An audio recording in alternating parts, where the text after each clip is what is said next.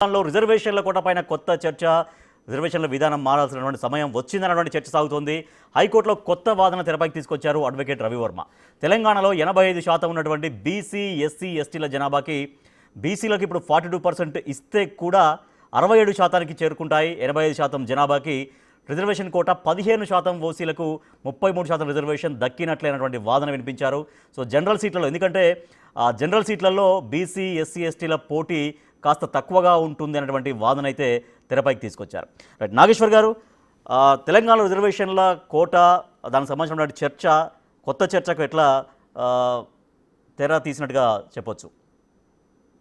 అంటే మీకు ఒకటి మనకు అర్థం కావాల్సింది, సుప్రీంకోర్టు ఇందిరా సహాని తీర్పు, మండల్ కమిషన్ తీర్పులో కూడా చెప్పింది, reservations are not proportionate to the population, they are adequate. అంటే జనాభాకు దామాషా పద్ధతిలో రిజర్వేషన్లు ఉండవు. అది చాలినంత ప్రాతినిధ్యము లభించిందా లేదా అన్నదే క్రైటీరియా. అడిక్వేట్ తప్ప ప్రపోర్షనేట్ కాదు అని. అందువల్ల జనాభా ప్రాతిపదికగా మేము రిజర్వేషన్లు ఉండాలన్నది ఎస్సీ ఎస్టీల వరకు మన దేశంలో అమలు అవుతున్నాయి తప్ప ఇతర రిజర్వేషన్లు అలా అమలు కావు. ఇది మొదటిగా మనకు అర్థం కావాలి. ఎందుకంటే మీకు మండల్ కమిషన్ కూడా దేశంలో ఓబీసీలు 52%, 52% అన్నారు. కానీ 52% రిజర్వేషన్ ఇవ్వలేదు కదా, అందులో సగమే ఇచ్చారు కదా, ఎవరు అభ్యంతరం చెప్పలేదు కదా.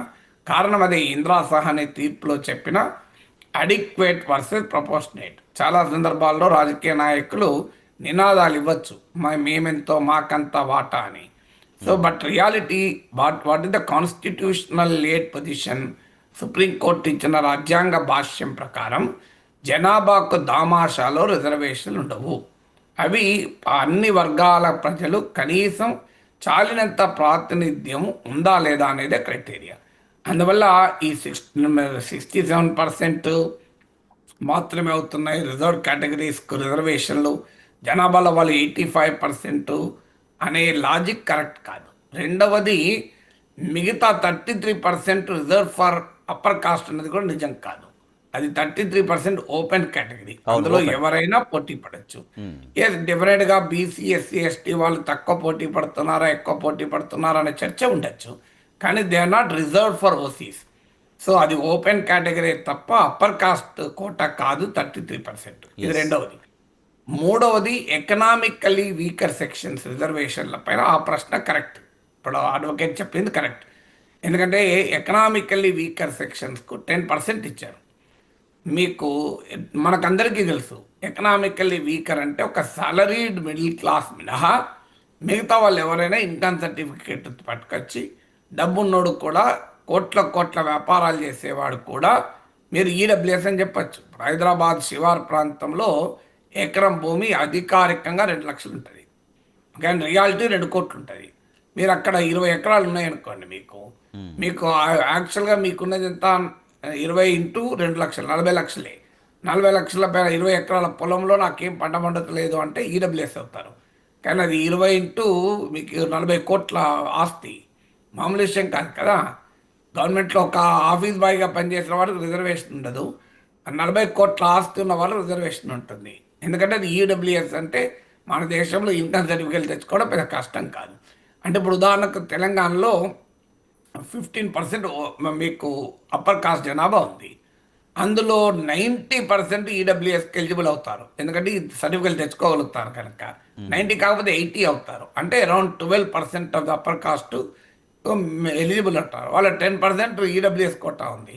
అది ఎలా కరెక్ట్ అవుతుంది?